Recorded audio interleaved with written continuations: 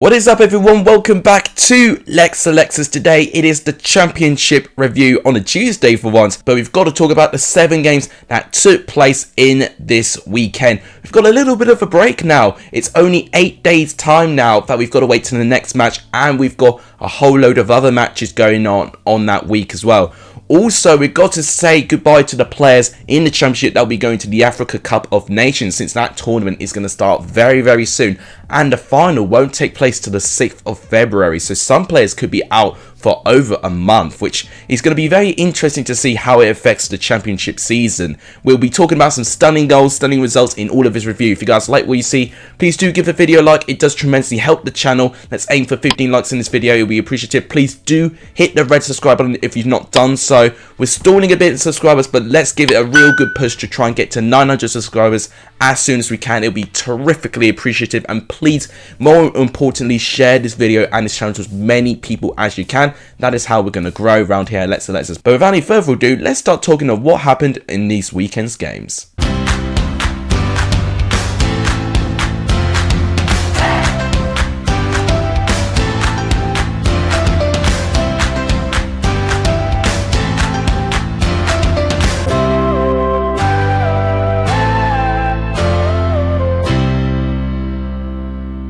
So the only match that took place on New Year's Day was Blackpool and Hull, which ended as a 1-0 victory to Blackpool. This is a very important result for Blackpool's season. Now, obviously, Blackpool had a pretty poor run of form leading up to this game, so it was essential that they were going to beat a team around them in the table.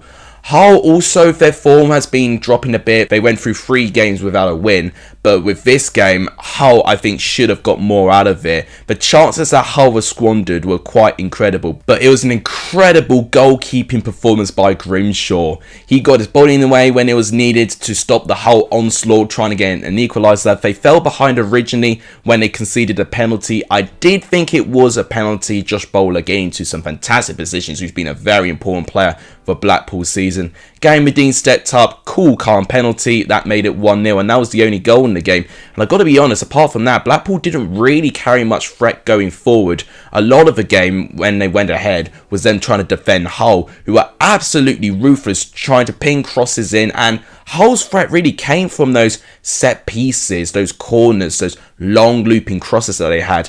Going forward and creating stuff from open play, I did think Hull were quite poor with. So Hull going forward, they do need to try and improve going forward with their open play and not necessarily relying on their set pieces. With Blackpool, great result. They're on 33 points and bang slap mid-table, which is definitely something that Blackpool fans will take with their first season back in the championship. Then a day later, we see an incredible comeback at Ashton Gate as Bristol City beat Millwall by 3-2. Maybe you mean Andre Weimann has beaten Millwall by 3-2 because he was the one chipping in with the goals. A hat-trick for Andy Weimann, and it just goes to show how much he can be an unstoppable player on his day.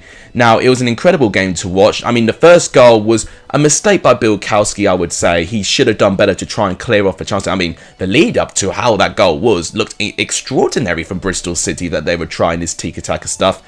Bilkowski should do better. Weimann scored from distance, 1-0 to Bristol City. But then Millwall just reacted and they got 2 goals within 6 minutes. So the first one came from Tom Bradshaw. A brilliant cross by Murray Wallace in the left-hand side. Tom Bradshaw getting past his defender to make it 1-1.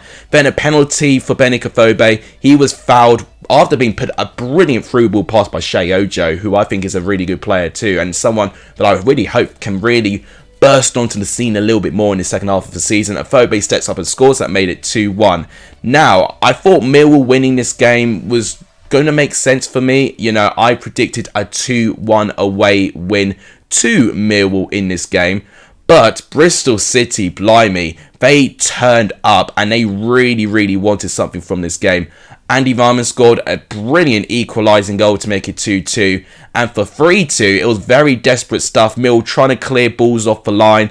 But Andre Weimann, right place, right time. You know, maybe arguably poor defending on their part, but they did what they could. Weimann scored a scrappy goal, but he wouldn't care. It's a winning goal, and that's what matters. That made it 3-2 to Bristol City. And I've just concluded that Bristol City are the hardest team to predict. You just don't know what you're going to see from them. They chip in a very, very poor home performance last time, and then they pull that out the bag. I mean, it just goes to show how incredible Bristol City can be. It's just their consistency has let them down. They could definitely be a lot higher. With Millwall, once again, a bit inconsistent with their performances. So, you know, it's very similar. They're in very similar positions in the table. They're both in around a mid-table position, you know. Both have got some brilliant potential, but both are just guilty of just giving chances away. So definitely both teams have got to work for the same things going forward. QPR strengthened their chances finishing in the top 6 as they beat Birmingham by 2-1. Now, it definitely felt a lot more comfortable before Chukwuemeka got the consolation goal in. When it was the first period of the game, it was very much QPR that were just probing forward, being very patient with their play. Albert Adoma got a relatively early goal in the game. Chris Willock, I mean, what an incredible player he's been. He withered through the left-hand side. He gave the ball to Lee Wallace and then a brilliant cross by Wallace to find Adoma. Brilliant power, made it 1-0 to QPR. The second goal from Chris Willock was something special.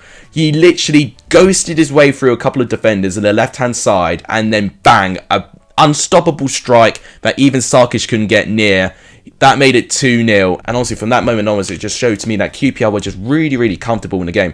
Until Chukwuemeka threw a spanner in the works a little bit. Brilliant play by Sunjic, actually. And then what a brilliant cross to find Chukwuemeka. And a full volley in the top left corner. It was an unbelievable strike and definitely a memorable goal. But unfortunately, it wasn't quite enough for Birmingham. Unfortunately, it's another defeat for them and they're really, really struggling with their form. They've fallen as low down to 18th place now, which is their lowest position that they've finished so far in this season. With QPR, they're up to 5th. They've got a game in hand over West Brom and are only 1 point behind them. They can easily get 4th place as things stand, especially West Brom continues to drop points. Now to Ewood Park, where disappointingly it ended as a 0-0 draw. I mean, Blackburn's winning run was going to end at some point, and it ended in the hands of Huddersfield. Blackburn, you would argue, had the closest to scoring as well after Rida Kadra managed to hit the crossbar, but apart from that, it was a good competitive game. No goalkeeper for me was just really, really tested, unfortunately. It just felt like a game where both attacks were just not quite at it, and they just cancelled each other out. That's the most simple way that I can put it. Both were competitive, both did force chances, but both just weren't ruthless enough when they took their chances. I think Huddersfield even had some really, really good areas and some good passages of play. They just really couldn't finish their dinner and get a goal. I mean, if there was a goal, I definitely think we would have had a more entertaining and fierce game. But I think naturally, it was both teams that were a little bit sluggish.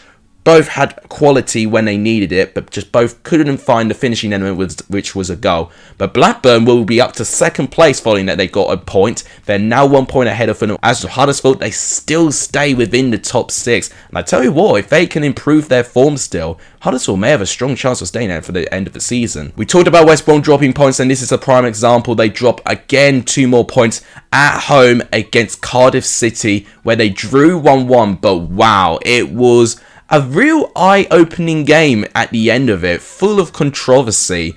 So the lead went to Cardiff, where it was from a corner. James Collins rose above everyone, won a pretty good header, past the Richard St. Joseph to make it 1-0. James Collins' only 2nd goal of the season.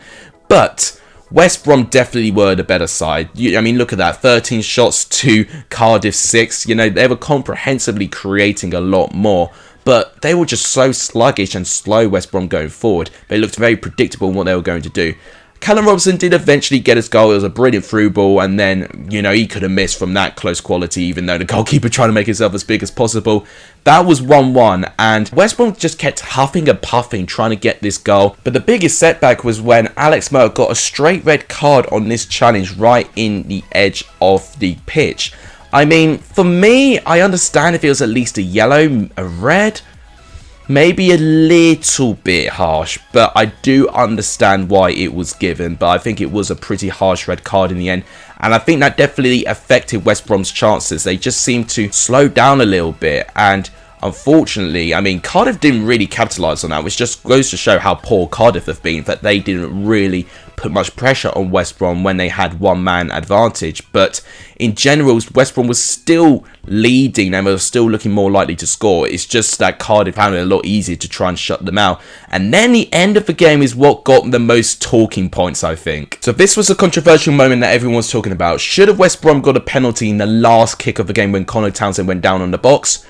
I think a bit over the top. If he didn't flail his arms out, I think it would have looked less theatrical and potentially that would have been a penalty. The referee thought about it, didn't give it, and then blowed the full-time whistle. But then, as you can see, everyone was furious at West Brom's end. Valérien Ismaël rushed onto the pitch. There was a massive brawl going on. Sam Johnstone and Nathan Flick grabbed at each other's faces, which is why both of them got a straight red card, which is a blow for both of them, especially for West Brom, for that they've got to lose Alex Mowatt and Sam Johnstone to a couple of games. They're trying to get promoted here, and right now, if they're stuttering form, the more likely it is that they won't get promoted. We'll see if the likes of Dal DK, when he gets introduced into the squad, can help this squad, but at the moment, they're really struggling at the moment. As for Cardiff, is a good point, but it doesn't necessarily save them some safety at the moment. So both teams, I think, will be a bit disappointed with the result they've got. And then to yesterday's games, I mean, what a result we see here. Reading 2, Derby 2. Derby will just not sit down without a fight. It was unbelievable. It was literally a game of two halves, literally, but probably a game of two fortunes going two different teams' way in both halves. Because what I will say, I think Derby throughout the game were better, but Reading made 2 chances count. They had 3 shots on target, and of course 2 goals came from that, and both came from Junior Hoylett. I mean, the first goal for Hoylett was an absolute peach of a strike, which made it 1-0. The second goal wasn't so special, but it was a good build-up to that goal. Brilliant cross and brilliant control by Hoylett to keep it down. He did make the keeper though, which I think he really should close his legs in that situation. That made it 2-0 to Reading, and we thought this was going to be a crucial 3 points for Reading as they try and pull themselves away from the relegation battle. But Colin Kazim-Richards gets one back. I think Southwood is poor there. He definitely should claim that ball from that corner, but he's too weak. Colin Kazim-Richards wanted it more, which made it 2-1. And then the goal, which literally got Derby fans mad, was Curtis Davies. What a cross by Nathan Byrne, and what a header by Curtis Davies, which made it 2-2. I know it's only a point, but it might be a crucial point for Derby going forward. I mean, that's 10 points picked up in their last 4 games. If they carry on, they could have a really strong chance. I mean, they're only 3 points behind Barnsley right now. So there's every possibility that Derby can at least try and climb themselves out of it. With Reading, very disappointed for them, especially for the way they led. And I think with the performance-wise, it's not been great as well. And of course, they've actually got Yeardim and Baba Radman. Very likely that they'll be going to the AFCON as well. With a little amount of players that go in their squad, that's the last thing that they need right now. And then the final result was Stoke 1, Preston 2. Stoke stuttering, but Preston, that's 2 wins in a row from Ryan Lowe. And I tell you what, if he can pull off these results like this, Preston are going to love Ryan Lowe by the end of the season. So we had some stunning goals in last game, but this game, 2 incredible goals as well. So Ben Rilman literally just scored just as the second half started, and a bang, 30-yard lobbed strike in the top corner past Iverson. I think Stoke were just frustrated that they couldn't break down Preston, so they just thought, screw it, let's just shoot from 30 yards, and it worked. I mean, it was an incredible goal, which made it 1-0. Stoke creating chances were better for what Preston were, but Stoke never really looked like that they had the composure that they were going to finish it.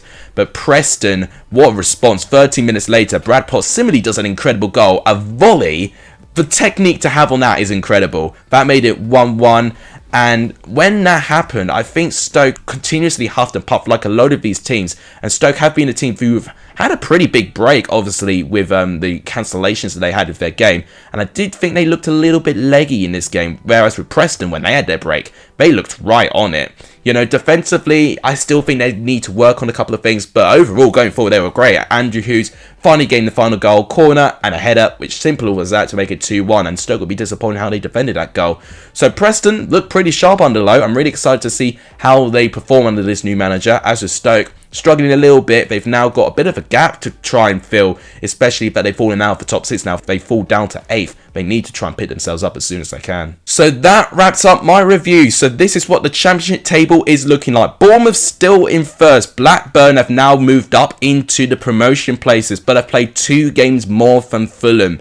West Brom in 4th, but QPR only 1 point behind them and do have 1 game in hand over them. Huddersfield get the last top 6 place. For teams in danger now, you've got to look at Hull, Cardiff, Reading, and of course the bottom 3 as it stands still, Peterborough, Barnsley and Derby, but Derby only 3 points behind Barnsley despite playing a game more. What an unbelievable weekend of football. So my player for weekend, I'm going to give it to Andre Weidman for scoring a hat-trick, literally being the reason why Bristol City have picked up a very crucial 3 points. My result of the weekend is also very, very tricky. I'm actually going to give it to Reading 2, Derby 2. Just how late that comeback was for Derby, I think they deserve the result of the weekend. And in terms of a goal of the weekend, I mean, this is cruel, but I think I'm going to give it to Ben Wilmot's goal against Preston. It was something special, but I tell you what, we are very spoiled of our goal of the weekend. So if you guys want to vote yourselves, look in the community tab and I'll definitely give you a chance for you guys to vote for your favourite goal, player and result of this weekend. So that'll wrap it up for today's video. If you guys enjoyed it, please do give the video a like. It does tremendously help the channel. Let's aim for 15 likes. If you've not hit the subscribe button, please do hit the subscribe button. It does really help the channel going forward. And please share this channel to as many people as you can. All of that would really help. We want to start 2022 off with a bang. But that'll wrap it up. Thank you guys so much for watching. You guys are legendary if you saw the end of this video. And as always, I'll see you guys very, very soon. Take care.